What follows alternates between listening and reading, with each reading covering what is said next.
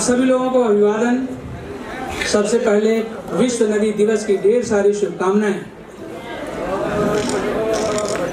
Hall की light भी जलते रहने दीजिएगा ताकि हम देखते रहें कि हमारे लोग कहाँ कहाँ कैसे कैसे बैठे हैं।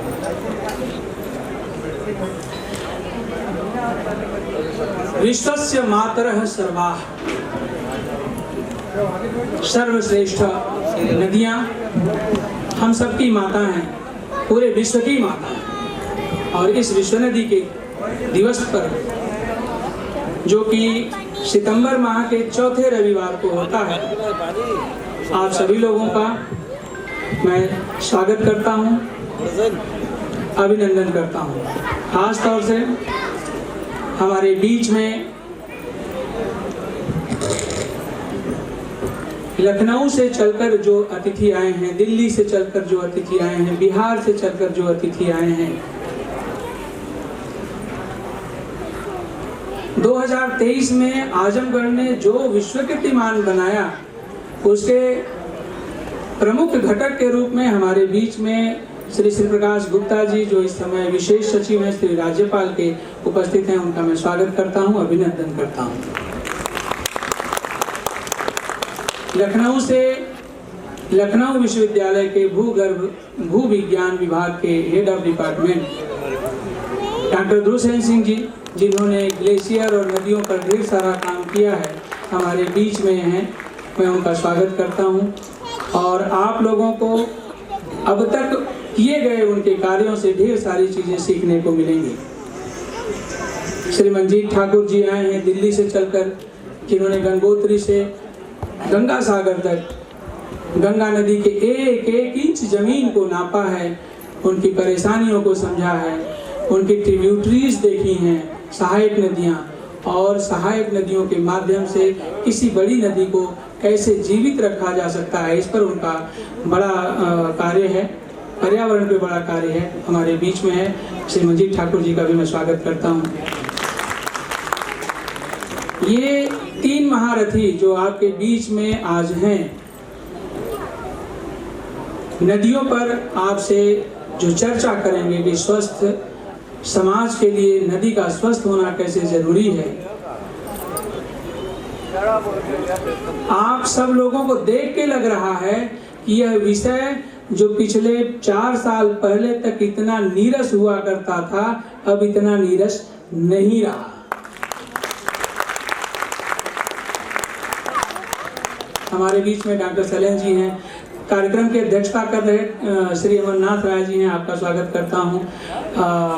विभाग प्रांत संगठन मंत्री हमारे बीच में श्री सत्येंद्र जी भाई साहब हैं, जिला बेसिक शिक्षा अधिकारी हैं, डीएफओ महोदय। हम आपको बताएं कि प्रतिवर्ष जो भी पौधे हम लगाते हैं, उनके लिए वो पौधे उपलब्ध कराने का कार्य हमारे डीएफओ महोदय करते हैं, और कुछ विद्यालय के साथी हैं जो उपलब्ध कराते हैं। पिछले 4 वर्षों से जो मेरा पौधा मेरा भाई अभियान चल रहा है, उसमें मुझे लगता है कि अच्छा काम किया है एक साथ मिल करके, और क्या और अच्छा कर सकते हैं आजमगढ़ की नदियों के लिए। निश्चित रूप से इस मंच पर आज इस विषय के लिए चर्चा होगी। साथ में हमारे कई और प्रमुख लोग आए हुए हैं, दीनानाथ जी हैं, गौरव जी हैं, अशोक अग्रवाल जी हैं, साथ में डॉक्टर जेपी पांडे जी हैं, और भी उन लोगों का भी मैं स्वागत अभिनंदन वंदन करूंगा जिन्होंने 2016 में हमारे साथ मूल सरयू की यात्रा करने के लिए पहली बार हिम्मत धरी। उसमें से पहले व्यक्ति हैं गौरव रघुवंशी, जो हमारे बीच में, इनके लिए ताली हो सकती है। साथ ही उन 5 साथियों का अगर हम नाम नहीं लेंगे तो अपने साथ बेईमानी करेंगे, जिन्होंने दिसंबर 2018 में हिम्मत की थी कि हमें मूल सरयू में कदम रखना है। बजबजाती हुई नाली की तरह बदबूदार लगने वाली वो एक कचड़े वाली जगह जो आज अच्छी लग रही है, तो उन साथियों के बदौलत है जिन्होंने शुरुआत किया। उसमें से हम उम्मीद करते हैं श्री मनसा यादव जी यहाँ होंगे, उत्कर्ष जी हैं, अलंकार जी हैं, और भी कई साथी हैं जो यहाँ उपस्थित होंगे। उन सब लोगों का स्वागत अभिनंदन वंदन करता हूँ। आजमगढ़ से 30 किलोमीटर प्रति रविवार को जाकर के हमारे साथ जिन्होंने मूल सरयू बचाओ अभियान के लिए स्वच्छता के लिए 10 कदम चला, मेहनत किया, 2 4 6 10 लोगों को लेकर के पहुंचे, ऐसे हमारे बीच में दिनेश सिंह जी बद्दूपुर से उपलब्ध यहाँ उपस्थित हैं। आपका भी मैं स्वागत करता हूँ, अभिनंदन करता हूँ, वंदन करता हूँ। साथ ही उसके बाद वो तमाम साथी जिन्होंने पिछले 6 वर्षों से हमारा साथ दिया है, लोक दायित्व का साथ दिया है, बल्कि यूं कहें कि समाज का और समाज के भविष्य का साथ दिया है, उन सभी लोगों का स्वागत, अभिनंदन और वंदन करता हूं। हेलो, आप लोगों की उपस्थिति हमारे अतिथियों के लिए भी मनोबल बढ़ाने वाली है। आज का विषय है स्वस्थ नदियां, स्वस्थ समाज। भागवत में भागवतकार कहते हैं नद्योवस्य नादयोवत्।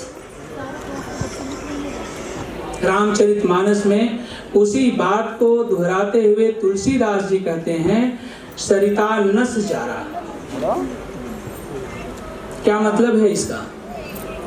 अगर हम किसी भी देश को राष्ट्र पुरुष माने तो ये नदियां उस राष्ट्र पुरुष की धमनी और सिराएं हैं।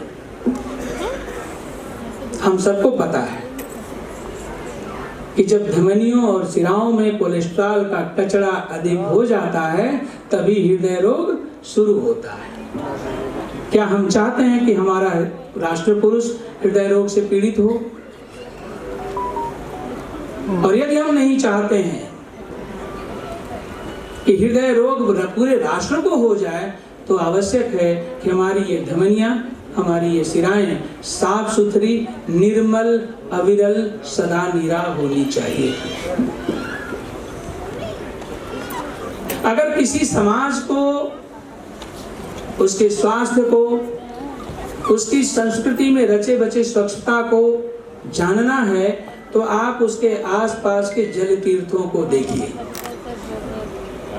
अगर वहां के जल तीर्थ साफ हैं, छोटे छोटे जल स्रोत साफ हैं, नदियां साफ हैं, बड़ी नदियां साफ हैं, तो ये मानकर चल सकते हैं, या चलना ही चाहिए कि वह समाज निश्चित रूप से ही समृद्ध संस्कृति वाला समाज है। हमने किया क्या है? तमाम इस प्रकार के तथ्य रखे जाते हैं कि सरकार इस पर काम नहीं कर रही है, सरकार ध्यान नहीं दे रही है, या लोग ध्यान नहीं दे रहे हैं, परंतु एक बड़ा विषय है। ये नदियां, ये तालाब, ये कुएं, पोखर, ये छोटी छोटी ट्रिब्यूटरीज, हमारे जल तीर्थ सरकार के कब से हो गए? हम जब कार्तिक की पूर्णिमा नहाने के लिए झपटियां गए तो क्या हमने सरकार से पूछा? क्या उस समय भी सरकार हुआ करती थी जो आज की सरकार है? भैया आइए तो निकल जाइए। क्या बरतानिया हुकूमत में हमने अपने जल तीर्थों में स्नान करना छोड़ा? क्या जब मुगलिया काल था तो हमारे ऊपर चाहे जितने भी कर लगाए गए हों, हमने संगम जाना छोड़ा? यदि हमने यह सब नहीं छोड़ा तो फिर हमने इन जल तीर्थों, नदियों और छोटे छोटे उन स्थानों को जिनको हमारे पूर्वजों ने आबाद किया था जल तीर्थों के रूप में, अपना अधिकार, उनको साफ सुथरा रखने का अधिकार, उन्हें स्वच्छ बनाए रखने का अधिकार हमने कैसे छोड़ दिया? और इतना बड़ा विषय हमने सरकार के कंधों पर डाल दिया, जो लाखों करोड़ों वर्षों से आपकी धरती पर उपलब्ध है, वो था में तब्दील होने जा रहा है, और उसके पीछे कारण हम हैं। हम सभी लोग एक दूसरे को जानते हैं, इसलिए ढेर सारी विषय हम रखें, उससे ज्यादा अच्छा है कि हम अपने विषय विशेषज्ञों को और जो यहाँ उपस्थित ऐसे वक्तागण हैं उनको सुने और उस पर अमल करने की कोशिश करें, और फिर जब जब कहीं अवसर मिलेगा हम आप लोगों के बीच में होंगे, 2 4 7 10 लोग बैठेंगे, उस विषय पे बात करेंगे, 2 कदम चलेंगे। और अगर ये ऐसे ही 2-2 कदम हम चलते रहे जैसे कि 6 सालों से हम लोग चल रहे हैं, विश्वास कीजिए आने वाले 2 4 10 वर्षों में हमारे आसपास के जल तीर्थ निश्चित रूप से साफ होंगे। और तब कोई यदि आजमगढ़ आएगा तो ये निश्चित रूप से कहेगा कि यहाँ की संस्कृति बहुत साफ सुथरी, स्वच्छ और समृद्ध है।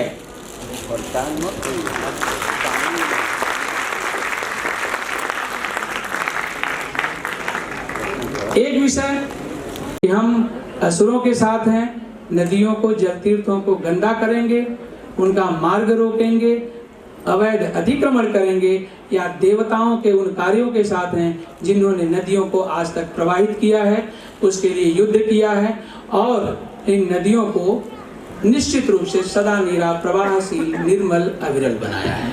इसी के साथ मैं अपनी बात पूर्ण करता हूं और आप सभी लोगों को एक बार पुनः अभिनंदन वंदन करता हूं कि इतनी संख्या में आप लोग नदियों और जल तीर्थों को के विषय पर, स्वस्थ समाज को रखने के लिए स्वस्थ नदियों की कैसी आवश्यकता है, इसको सुनने के लिए आप सभी लोग आए हैं। आप सभी लोगों का स्वागत करता हूं और मंच पर मैं बुलाता हूं श्री अरविंद जी को।